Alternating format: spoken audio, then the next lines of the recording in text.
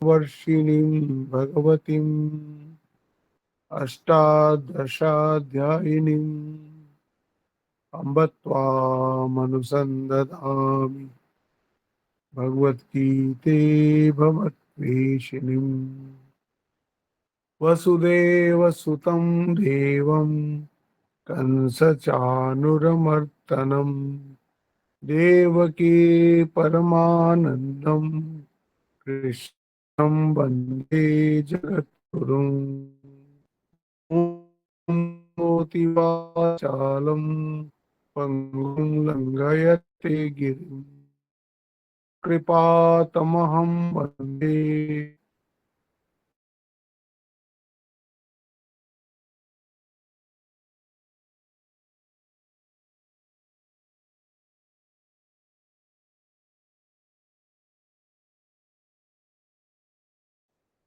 তৃতীয় অধ্যায়ের নাম হচ্ছে কর্মযোগ। আর তৃতীয় অধ্যায়টা আরম্ভ হচ্ছে অর্জুনের একটা ডাউট থেকে। প্রথম দুটো শ্লোক হচ্ছে অর্জুনের ডাউট। তাতে অর্জুন ভাবছে যে আমার যে সমস্যা,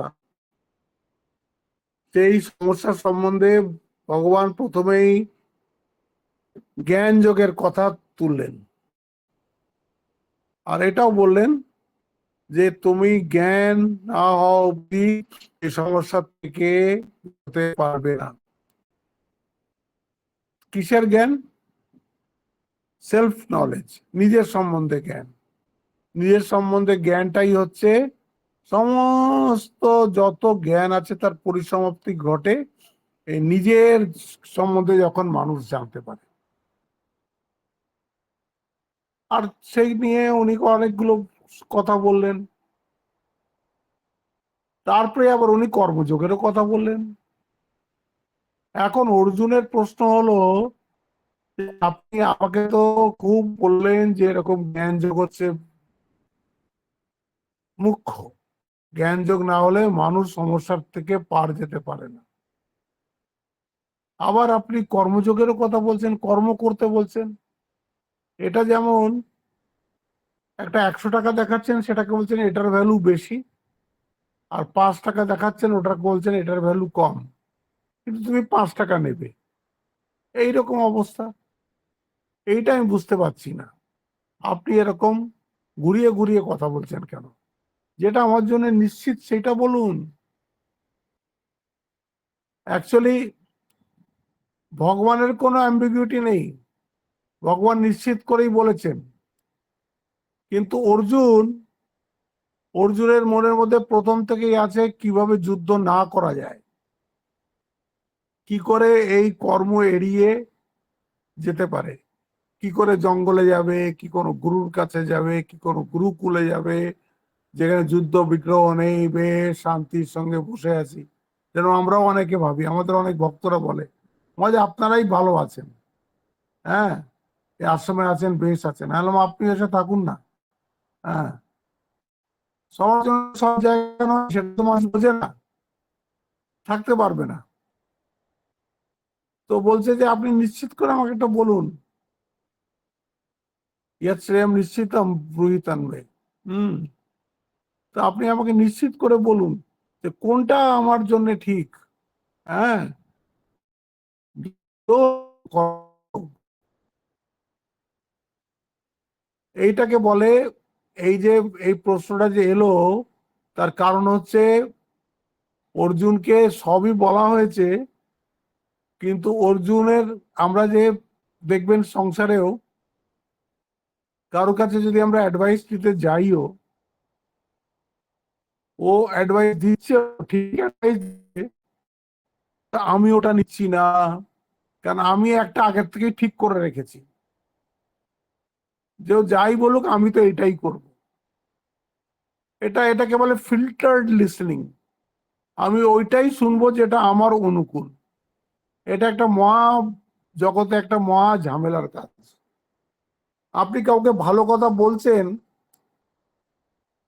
কিন্তু সে নেবে না ওটা, সে ওটাই নেবে যেটা ও ঠিক করে রেখেছে।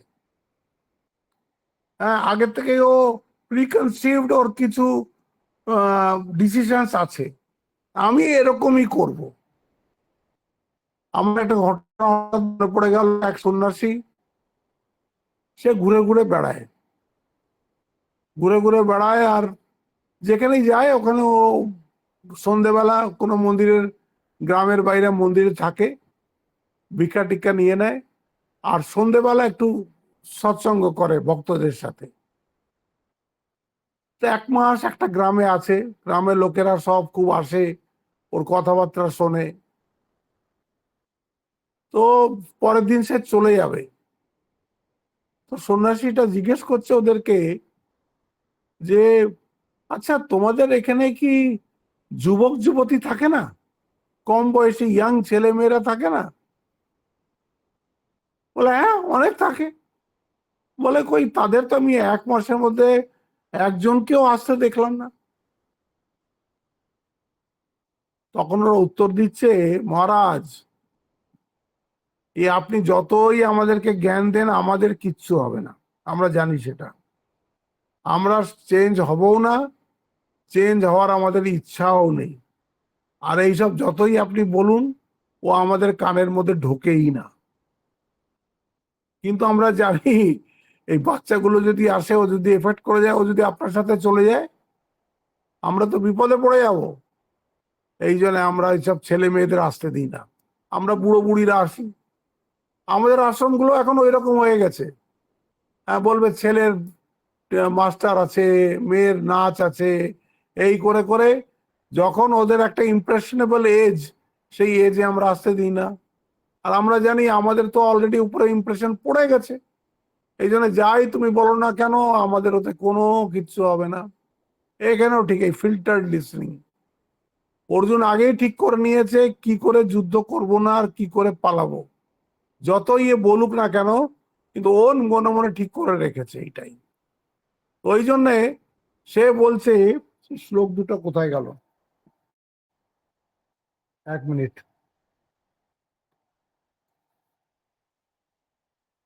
জয়সি চেত কর্মণস্তে মত্তা বুদ্ধি জনার্দনা তৎকিম কর্মণি ঘোরে মাম নিয়োজয়সি কেশব।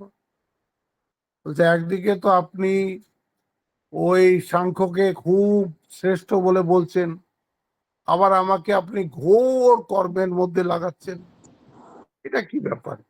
ব্যায়ামি শ্রেণী বা বাক্যে না বুদ্ধি মোহসীব মে তদেকম বদ নিশ্চিত্য येन শ্রেয় আহম আপনুয়াম।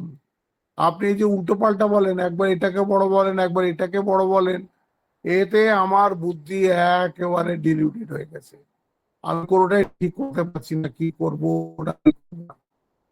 হ্যাঁ, তো আপনি আমাকে নিশ্চিত, তদেকম বদ নিশ্চিতম, তদ একম, দুটোর মধ্যে কোনটা আমার করা উচিত, বদ নিশ্চিতম, এটা আপনি আমাকে নিশ্চিত করে বলুন।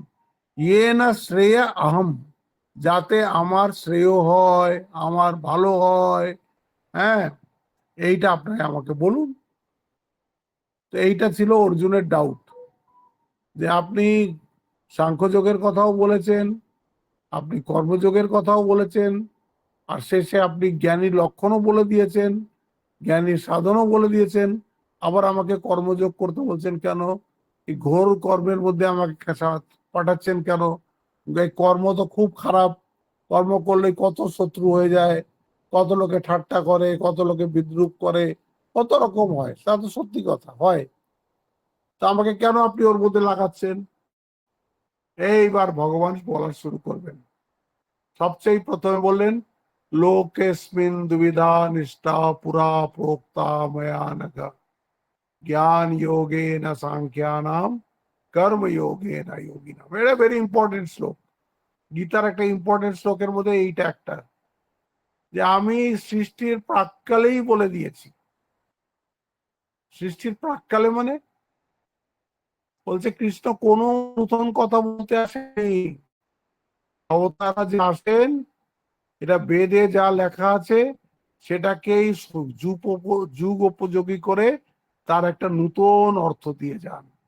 যেরকম আজকের এই যুগে সেই বেদেরই সেই শিক্ষাকে ঠাকুর আবার নতুন করে আমাদের সামনে পরিবেশন করেছেন। শিক্ষাটা বেদেরই। আপনি বলবেন বেদ না হলে কি হতো না? না, হতো না। ভারতের লোক যে জিনিসটা বেদ সাপোর্টেড নয় সেইটা নেবে না। একটা বড় উদাহরণ দিচ্ছি আপনাকে। ভগবান বুদ্ধ, আমরা ওকে ভগবান বলে মানি, তার জীবনকে আমরা তাদের জয়ন্তীতে খুব ভালো করে পড়ি, লোককে বলি, কিন্তু বুদ্ধের ফিলোসফি আমরা নিই না। কেন নিই না? ওটা বেদ বিরোধী। বুদ্ধকে ভগবান বলে মানি, কিন্তু বুদ্ধর যে দর্শন সেটাকে আমরা নিই না, কারণ ওটা বেদ বিরোধী। ভারত নেবে না। যেটাই কি বলে আমাদের, যেটা রন্ধ্রে রন্ধ্রে, এই কালকে দুটো ছেলে এসেছিল, আমি বললাম যে দেখো তোমরা সিনেমা দেখো, সিনেমা দেখি। আচ্ছা, সিনেমায় দেখেছো যে ভিলেন কত পাওয়ারফুল আর হিরোটা তো একা, কিন্তু যুদ্ধ জয়ী হয় কে? ওই হিরো জয়ী হয়। কেন? এটা আমাদের কালচার, যে কি সত্যমেব জয়তে নানৃতম সত্যে না পন্থা বিততো দেবয়ানা, উপনিষদে আছে যে সত্য যার দিকে আছে তারই জয় হবে। আজ আমরা মহাভারত এতবার করে এত প্রিয় করে পড়ি কেন? এদের তো 7 অক্ষৌহিনী সৈন্য, এর তো 11 অক্ষৌহিনী সৈন্য, এর দিকে বড় বড় পাওয়ারফুল সব ওয়ারিয়াররা রয়েছে কৌরবের দিকে, কিন্তু আমরা জানি শেষ পেশ পাণ্ডবরা জিতবে। কেন? সত্য ওদের দিকে, ভগবান ওদের দিকে। এটা আমাদের কালচার। হ্যাঁ, তারপর আমি ওদেরকে বললাম, ছেলেগুলোকে, তুমি দেখেছো যে কোনো একটা হিরো সে কি বলে কেঁদে যুদ্ধ ছেড়ে পালাচ্ছে? না, বলে দেখিনি। একা সবাইকে ফাইট করছে? বলে হ্যাঁ দেখছি, তাই তো দেখছি। আলাম ব্যাপারটা কাল্পনিক হলেও এইটাই আমাদের মনের মধ্যে আছে, যে hero must fight, hero must stand alone, হ্যাঁ, হিরো মাস্ট উইন। এটা আমাদের মনের মধ্যে আছে এই কনসেপ্ট। এটা তো বেদের কনসেপ্ট। আমাদের জীবনের সঙ্গে বেদ যে কিভাবে মিশে আছে না, আপনি জানেন না, আপনারা কেউ জানেন না। এই যে আমাদের অনেক সাধুরা বলে যে বড় বড় অট্টালিকাতে আমরা গিয়ে ভিক্ষা পাইনি, কিন্তু গরিবের কুটিরে গেলে বলছে, খুব আদর করে বলছে, আসুন আমার ঘর থেকে দুটো মুড়ি খেয়ে যান। আমাদের একদম লোয়েস্ট রাং অব্দি, লোয়েস্ট রাং একদম শেষ অব্দি যতই সব, ওরা বেদ পড়েনি, বেদে কি আছে জানে না, কিন্তু এই আচরণটা কিন্তু ঠিক সেই রকম করে আছে। আমাদের এই যে বলছে না যে বেদান্ত, লোকে স্পিন দুবিধা নিষ্ঠা পুরা প্রক্তা ময়ানাগা, বলছে আমি একদম সৃষ্টির প্রাককালেই এই বলে দিয়েছি যে এই দুটোই পথ আছে, জ্ঞান যোগে না সাংখ্যানাম, কর্ম যোগে না যোগিনাম। দুটোই পথ আছে। নিষ্ঠা মানে হচ্ছে লাইফস্টাইল, 2 টাইপস অফ লাইফস্টাইল। একটাকে বলছে প্রবৃত্তি মার্গ, একটাকে বলছে বৃত্তি মার্গ। প্রবৃত্তি মার্গ যার সংসারের মধ্যে এখনো কামনা বাসনা আছে, ভোগ করার ইচ্ছে আছে, সে প্রবৃত্তি মার্গে যাবে, অসুবিধা নেই। যার সেসব ইচ্ছে নেই, যে সংসারের এইসব প্লেজার চায় না, সে নিবৃত্তি মার্গে যাবে। এ বড় এ ছোট এসব কিছু না। তুমি এই যে কর্ম করব কি জ্ঞানে যাব, এটা কম্পারিজন সবসময় দুটো জিনিসের, সমান জিনিসের মধ্যে হয়। অর্জুনে বলছে, অর্জুন তুমি এক পক্ষ বুঝতে পাইছো যে কি করে তুমি কর্ম করবে না, তা নয়, তোমাকে বুঝতে হবে যে কম্পারিজন সবসময় দুটো সমান যে বস্তুর মধ্যে হয়। যেমন ঘরে আপনার 4টে প্যান্ট আছে, অফিসে বেরোবেন, আপনার চয়েস আছে 4টে প্যান্টের মধ্যে কোন প্যান্টটা পরবেন। আপনার চয়েস আছে 4টে জামার মধ্যে কোন জামাটা পরবেন, কিন্তু আপনার এই চয়েস আছে নাকি হয় জামা পরবেন না প্যান্ট পরবেন? হয় না। বলছে তোমাকে কর্মযোগে যেতেই হবে। আমার সৃষ্টির প্রাক্কাল থেকেই বলা আছে। কেন যেতে হবে? বলছে ধরো তুমি খেতে বসছো, খেতে বসার আগে হাত ধোয়াটা দরকারি। তুমি হাত ধুলে, তো হাত ধুলে তো তোমার খিদে মিটছে না। খিদে তো খেলেই মিটবে। ওই হাত ধোয়ারটা কর্মযোগ। তুমি যদি কর্ম করো তাহলে তুমি সেই জ্ঞানের অধিকারী হবে। আর যখন তোমার জ্ঞান লাভ হয়ে যাবে তখন তোমার পেট ভরে যাবে। তুমি যদি হাতই ধো, 50 বার সাবান দিয়ে হাত ধো, কিছুই লাভ নাই। হাত পরিষ্কার হবে কিন্তু পেটের খিদে থাকবে, তার জন্য আপনাকে খেতে হবে। ঠিক এইখানেও এরকম, কর্মযোগকে বাদ দিয়ে জ্ঞান যোগ হবে না। কেন হবে না?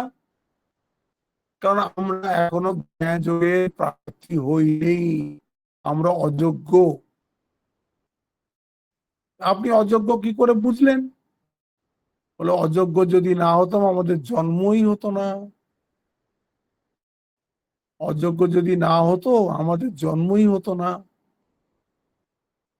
তা আপনি বলতে চান যে সব যাদের জন্ম হয়েছে তাদের অযোগ্য? এই ঠাকুরও অযোগ্য জন্ম না, তারা এক্সেপশন। তাদেরকে তুমি আমাদের মধ্যে মিলাতে পারো না, তারা এক্সেপশন। এই একজন রমন মহর্ষি সাউথে আছেন, আপনার নাম শুনেছেন কিনা জানি না। ওনাকে প্রায় ওইখানকার লোকে তো অবতারই বলে।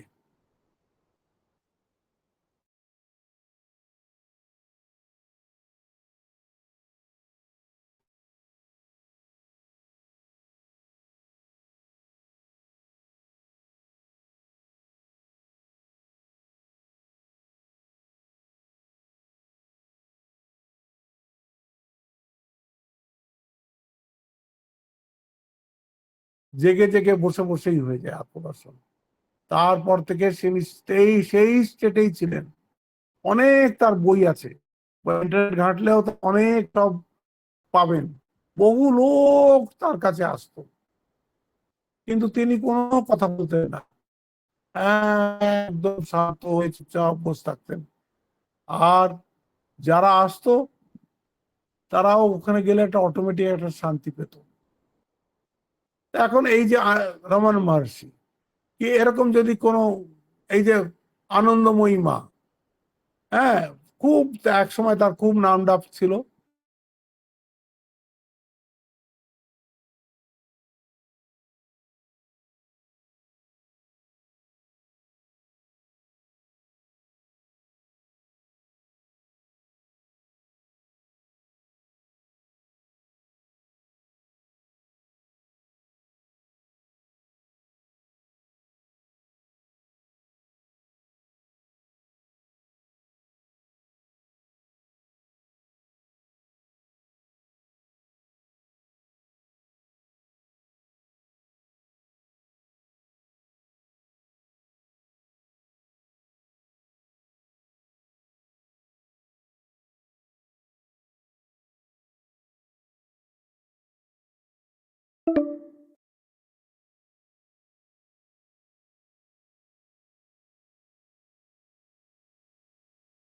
জ্ঞান লাভের জন্য সন্ন্যাস হলেও সন্ন্যাসের মধ্যে অনেক প্রকার ভেদ আছে।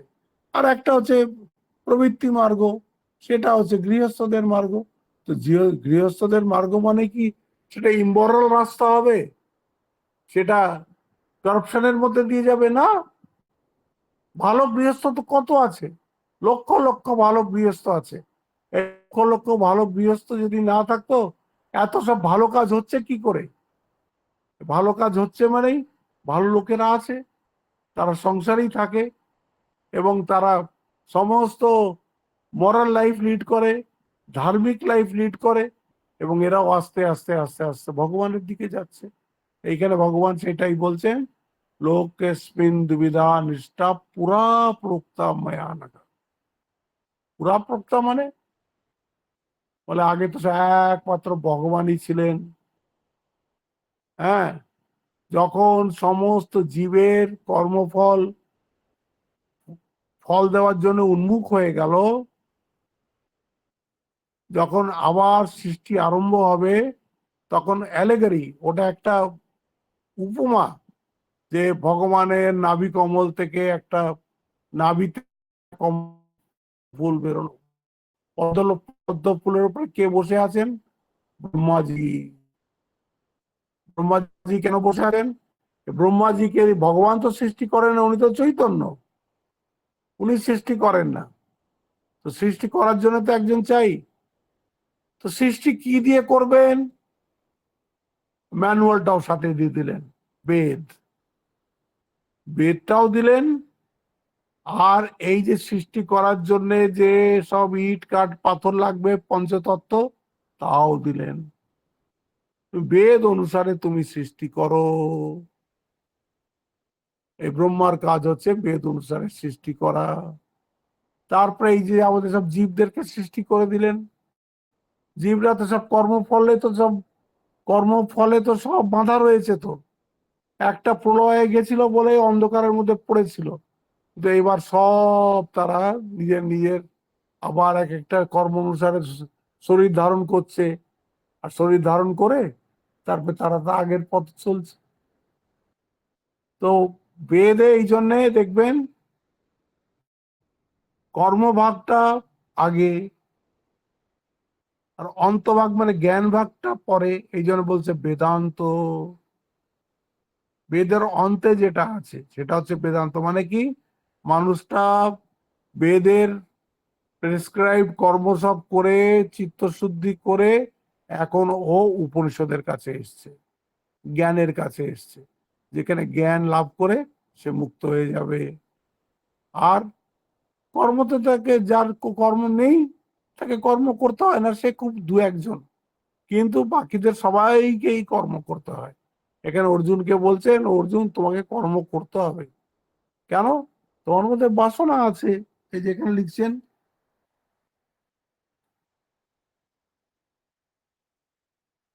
অর্জুন যুদ্ধাদি করাই তোমার কর্তব্য। কারণ ভিতরে যাহাদের যুদ্ধ বাসনা বা সংসার বাসনা রয়েছে, ভিতরে যাহাদের প্রবল ভোগ ইচ্ছা থেকে যায়, জোর করে তাদের মধ্যে ঈশ্বর বাসনা প্রবল করা যায় না। দেখছেন আমাদের যে ভক্তি হচ্ছে না, আমরা যে বারবার কমপ্লেন করি, তার কারণ এটা যে সংসারের প্রতি তো আমাদের একটা আসক্তি রয়েই গেছে। হুম। তারপরে বলছে স্থান কাল এবং পাত্র মাহাত্মে আমার মত ইহাদের ক্ষণিক বৈরাগ্য আসতে পারে সত্য, কিন্তু পুণ্য স্থানে বা পুণ্য সমর বা সাধুসঙ্গ হইতে দূরে আসিলেই আবার সংসার বৃত্তি প্রবল ভাবে চুকিতে থাকে। আর সংসারের ইচ্ছা হৃদয়ে চাপিয়া রাখিয়া যারা যোগাদি কর্মে প্রবৃত্ত হয়, তাদের কোনো উন্নতি হয় না। সময়ে সময়ে শারীরিক যা কিছু লাভ করে, তদ্বারা ইহারা নিতান্ত আসক্তিপূর্বক সংসারই করিতে থাকে। এই কারণে মনকে সংসার বাসনা হইতে দূরে রাখা আবশ্যক। কি করে থাকবে? ঈশ্বর প্রীতির জন্য বর্ণাশ্রম মতো সংসারের কর্ম করিতে করিতে একদিকে সংসারের দোষ দেখিয়া সংসারে বৈরাগ্য আসিবে, অন্যদিকে ঈশ্বরের করুণা অনুভব করিয়া তার উপর অনুরাগ আসিবে। স্বধর্ম করতে করতেই আসবে এটা। নিজে তোমার যা স্টিপুলেটেড ডিউটি সংসারে আছে, সেইটা তুমি যদি ঈশ্বর প্রীতিতে করো, তাতেই তোমার স্পিরিচুয়াল ডেভেলপমেন্ট হবে। হ্যাঁ, তাই বলছেন। অনুরাগ বৃদ্ধির সঙ্গে সঙ্গেই যাহার প্রতি অনুরাগ, তাহাকে জানিতে ইচ্ছা হইবে। জানিবার কার্য আরম্ভ হইলেই কর্ম থাকবে না, নৈষ্কর্মই জীবন মুক্তি। বলেই দিলেন, জীবন মুক্তি যখন হবে বা যখন তুমি তোমার গোলে পৌঁছে যাবে, সেটা হচ্ছে নৈষ্কর্ম। তোমাকে সেখানে কোনো কাজ করতে হবে না। কেন? কাজ করছি তো আমরা বাসনার জন্যে, সেখানে বাসনা তো নেই, এই জন্য সেখানে জীবন মুক্ত হয়ে গেছে। তুমি তাকে খেতে দিলে কি দিলে না, এই নিয়ে আপনারা অনেকগুলো শ্লোক স্থিতপ্রজ্ঞ লক্ষণে পড়েছেন, জ্ঞানী কেমন আচরণ করে। তারপরে বলছেন এর পরের শ্লোকে, না কর্মণাম অনারম্ভাৎ নৈষ্কর্ম্যম পুরুষোস্তুতে ন চ সন্ন্যাসনাদেব সিদ্ধিম সমধিগচ্ছতি। বলছে কেউ কর্ম ত্যাগ করে, হ্যাঁ, চুপচাপ বসে থাকলে, এই যে বলছে না কর্মণাম অনারম্ভাৎ, তুমি কর্ম আরম্ভই করলে না, আর নৈষ্কর্ম করে বসে থাকলে, বলছে এইভাবে চুপচাপ সব কর্ম ত্যাগ করে বসে থাকলে সে কোনোদিন এই সিদ্ধি প্রাপ্ত হবে না, নৈষ্কর্ম সিদ্ধি প্রাপ্ত হবে না। এটাও খুব ইম্পর্টেন্ট শ্লোক। না কর্মণাম অনারম্ভাৎ নৈষ্কর্ম্যম পুরুষোস্তুতে ন চ সন্ন্যাসনাদেব সিদ্ধিম সমধিগচ্ছতি। কর্ম করেই, স্বামীজি বলছেন না, the way to heaven is through hell. হ্যাঁ, আজকে কথা হচ্ছিল, স্বামীজি একটা কবিতা আছে যে ওরে বিহঙ্গম এ যে পথ নয় পালাবার, এ পালাবার পথ নাই এখানে। কর্ম টর্ম ছেড়ে চুপচাপ বসে থাকবো আর ভাবছি আমি ধর্ম করছি, ওইভাবে ধর্ম হয় না। কেন? ভেতরে তো সব কামনা বাসনা গজগজ করছে, ভেতরে তো কামনা বাসনা গজগজ করছে। বাইরের থেকে তুমি কতই সাধু দেখাও, ও টিকবে না, ভেতরের ওগুলো বেরিয়ে আসবে। এই জন্য বলছে না কর্মণাম অনারম্ভাৎ নৈষ্কর্ম্যম পুরুষোস্নুতে ন চ সন্ন্যাসনাদেব সিদ্ধিম সমধিগচ্ছতি।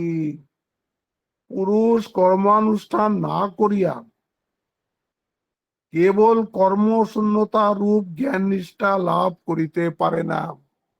ওই নৈষ্কর্ম সিদ্ধি আসবে না, চুপচাপ বসে থাকলাম বললাম আমার নৈষ্কর্ম সিদ্ধি হয়ে গেছে, হয় না। এবং কর্ম ত্যাগ রূপ সন্ন্যাস রইলেই জ্ঞান যোগ নিষ্ঠারূপ সিদ্ধি প্রাপ্ত হয় না। কাজ ছেড়ে দিয়ে তুমি ভাববে তুমি জ্ঞানী বা জ্ঞানী হয়ে যাবে, হবে না। কেন? আসল তো হচ্ছে মন। মনের মধ্যে তোমার প্রচুর বাসনা রয়েছে।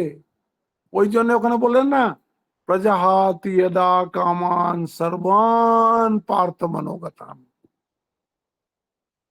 মনের মধ্যে যত কাম আছে সব একদম ধুয়ে মুছে চলে যাবে।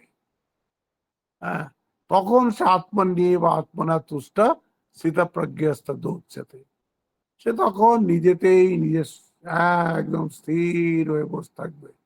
সেটা কবে হবে? প্রজাহাতি যদা কামান। এই জন্য এখানে বলছেন পুরুষ কর্মানুষ্ঠান না করিয়া কর্মশূন্যতা রূপ জ্ঞান নিষ্ঠা লাভ করিতে পারে না, এবং কর্মত্যাগ রূপ সন্ন্যাস লইলেই জ্ঞান যোগ নিষ্ঠা রূপ সিদ্ধি প্রাপ্ত হয় না। সোজা কথা হচ্ছে অর্জুনকে বোঝাচ্ছেন যে তুমি যতক্ষণ জ্ঞান যোগের অধিকারী হচ্ছ না ততক্ষণ তুমি নিজের স্বধর্ম ছাড়তে পারো না। স্বধর্ম করতে করতেই তোমার এই বুদ্ধিও আসবে, আর তখন তুমি আরামসে 1 ক্লাস পাস না করে তুমি 2 ক্লাসে ঢুকতে পারবে না। 2 ক্লাসে ঢুকতে হলে 1 ক্লাস পাস করতে হবে। এরকমই কর্মযোগ করে যোগ্যতা হাসিল করে তোমাকে তারপর জ্ঞান যোগে যেতে হবে, সেখানে গিয়ে তোমার জ্ঞান হবে। এখানে বলছেন তুমি দেখো না কেন লোকে কত পড়ে কত লেখে, কিন্তু জ্ঞানী কই, বৈরাগ্যবান কই? দেখো না কেন লোকে কোন শাস্ত্র কথা না জানে, কোন শাস্ত্র কথা না জানে, যখন কাকেও পায় তখন কত উপদেশ দিয়ে থাকে, দেহ কিছু নয়, জগৎটা স্বপ্ন, মায়া মাত্র, সংসার অনিত্য, আমি আত্মা, আমি সুখ দুঃখ আদি ব্যাধি জরা মরণ কিছুই নাই, আমি নিত্য মুক্ত স্বভাববান, এই জ্ঞানের উপদেশ সবাই করে, কিন্তু এ সমস্তই মৌখিক। আমার কোনো আসক্তি নেই, অনাসক্ত হইয়া সংসার করি, একথা অনেকেই বলে, কিন্তু আসক্তি ভিন্ন, কর্তৃত্বাভিমান অভিমান হয় না। এই যে আমি করছি, এটা তো আসক্তির থেকেই আসে। কর্তৃত্বাভিমান ভিন্ন, দেহ সম্বন্ধে কোনো প্রকার যত্ন থাকাই অসম্ভব। আমি দেহ সেটা জানি বলি তো দেহের এত যত্ন নেই। আর সব আমরা একজন আরেকজনকে প্রশ্ন করি শরীর কেমন আছে। আমরা মনে করি শরীরটাই তো তুমি, শরীর যদি খারাপ মানে তুমিও খারাপ। আমাদের সব হচ্ছে আমরা শরীরের ব্যাপারই। সেই যাজ্ঞবল্ক্যের অষ্টাবক্রের কথা মনে পড়ে গেল। জনকের সবাই অষ্টাবক্র এসছেন, অষ্টাবক্র 8 জায়গা থেকে ব্যাখ্যা ছিলেন, শরীরটা একদম কুরূপ ছিল, তো জ্ঞানী শ্রেষ্ঠ অষ্টাবক্র। সে জনকের সবাই এসছে, আর জনকের সবাই যখন এসে তখন সব সভাসদরা সব হাসতে শুরু করে দিয়েছে। অষ্টাবক্র বলছে যে আমি তো ভেবেছিলাম আমি একটা জ্ঞানীদের সবাই এসছি, এখানে দেখছি সব মাংস বিক্রি করে, এটা মাংস বিক্রি করার স্বভাব সভা। বলে এরকম কথা কেন বলছেন? বলছেন আপনারা আমার শরীর দেখে বিদ্রুপ করছেন। শরীর দেখে কারা বিদ্রুপ করে? যারা শরীরটাকেই আত্মা মনে করে, তারাই শরীর নিয়ে বিদ্রুপ করে। এ খাটো, এ বড়, এ ফর্সা, এ কালো, হ্যাঁ, মোটা, এ পাতলা, যারা এই নিয়ে করছে তারা তো সব মাংসের দোকান খুলে বসে আছে। অষ্টাবক্র বলে আপনারা তো সব মাংসের দোকানের দোকানদার। তার সবার মাথা নিচু হয়ে গেছে। হ্যাঁ, একটা অষ্টাবক্র গীতা আছে, জনককে যে উনি উপদেশ দিয়েছিলেন সেটা আছে একটা।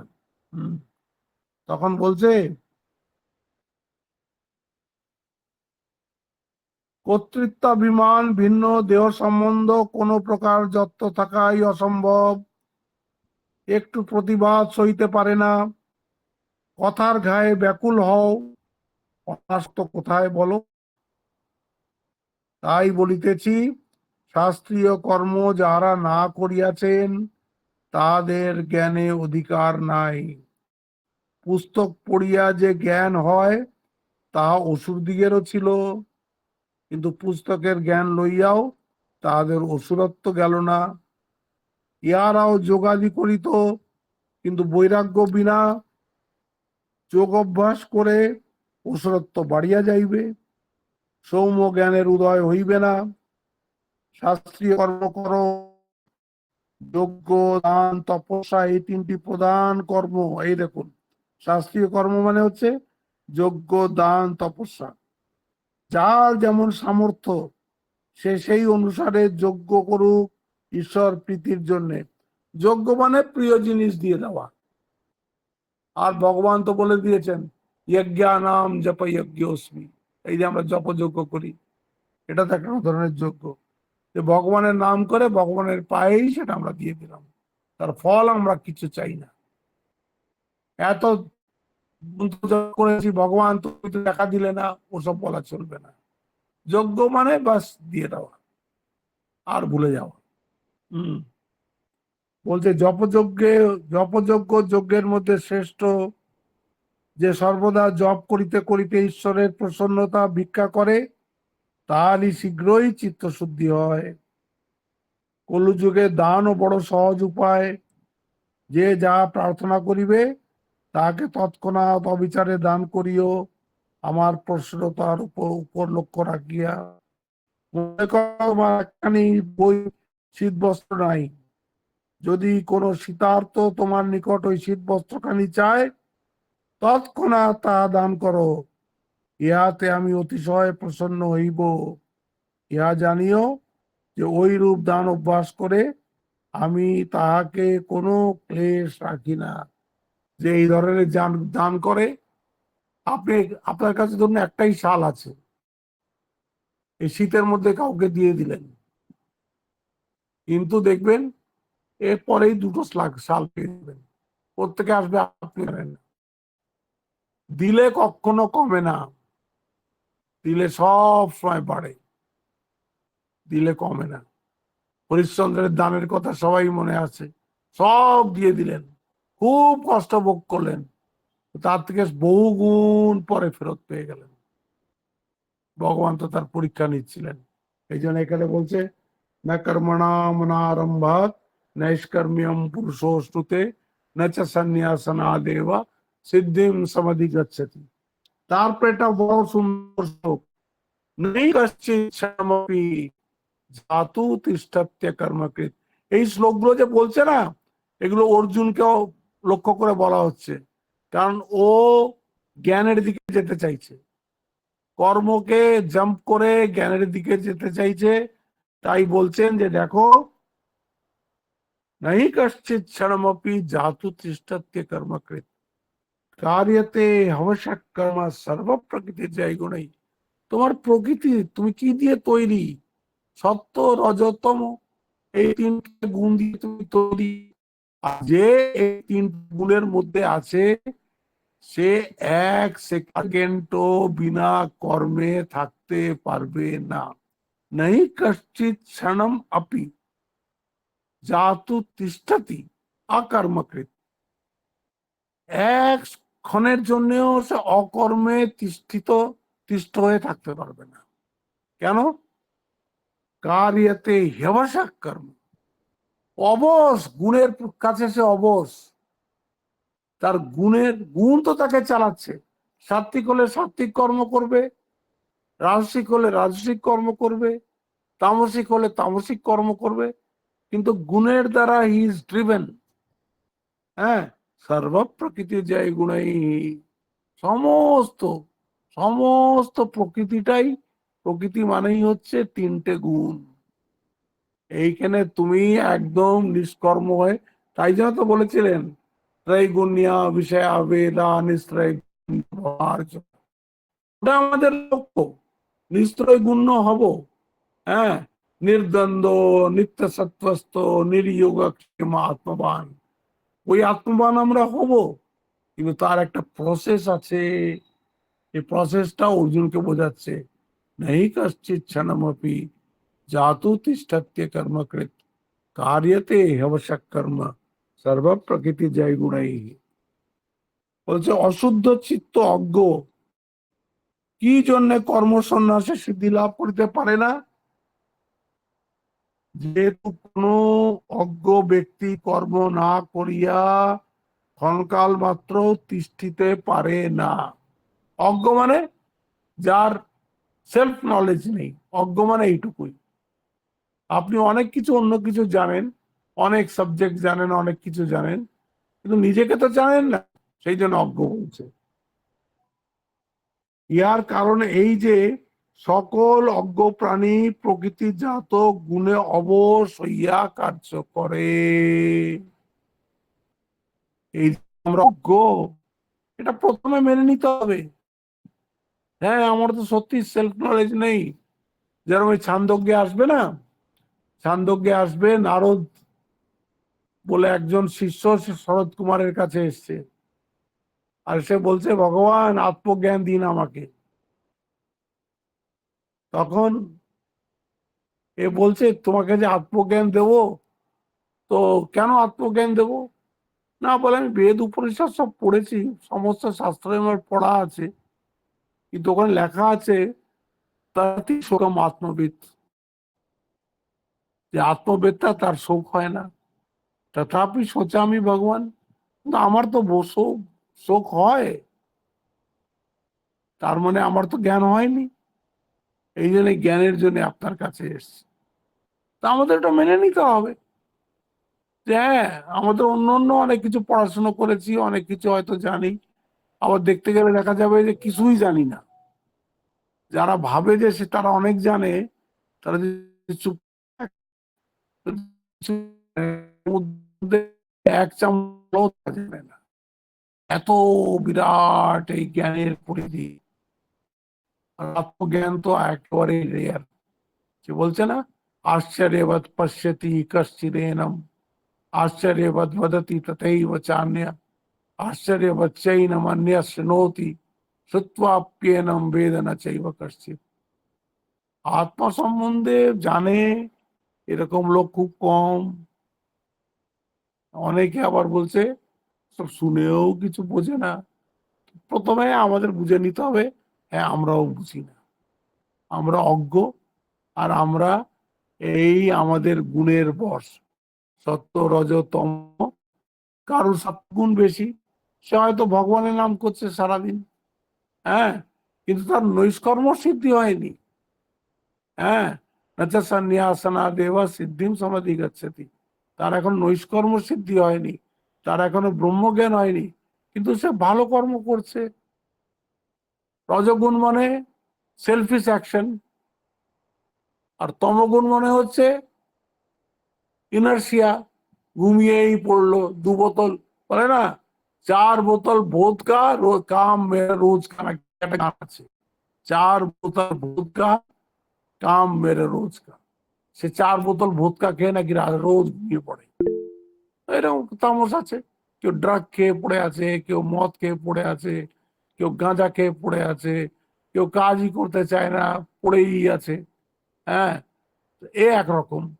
রজগুণী মানে সেলফিশ অ্যাকশন, আর সত্যগুণী মানে তার খুব সাবলাইম অ্যাকশন, ভালো অ্যাকশন। তো বলছে যে যে গুণেরই, মানুষ মাত্রেই, জীব মানেই, প্রকৃতি মানেই এই 3 গুণের বশ। এই 3 গুণ ওকে ড্রাইভ করে নিয়ে যায় কর্ম। নেই কশ্চিৎ ক্ষণমপি জাতু তিষ্ঠত্য কর্মকৃৎ, কার্যতে হবশ্যক কর্ম সর্ব প্রকৃতি জয় গুণে।